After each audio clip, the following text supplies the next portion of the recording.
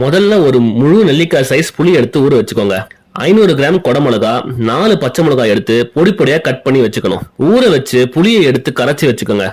ஒரு பேன் எடுத்து அதுல நிறைய நல்லெண்ணெய் ஊத்தி அது சுட்ட உடனே கடுகு போட்டு, கடுகு வெடிச்ச உடனே வேணும்னா கட்டி பெருங்காயம் போட்டுக்கலாம். அப்படி இல்லைன்னா கொஞ்சம் தூள் பெருங்காயம், கருவேப்பிலை போட்டு தாளிச்சு மிளகாயை அதுல போட்டு நல்லா வதக்கிக்கோங்க.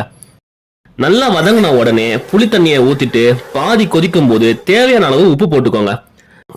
மிளகாய் வந்து நல்லா புளி தண்ணி எல்லாம் வத்தி இறக்குற பதம் வரும்போது கொஞ்சமா வெல்லத்தை போட்டு கிளறி விட்டா காரம் இல்லாத புளி மிளகாய் ரெடி. ட்ரை பண்ணிட்டு கமெண்ட்ல எப்படி இருக்குன்னு சொல்லுங்க.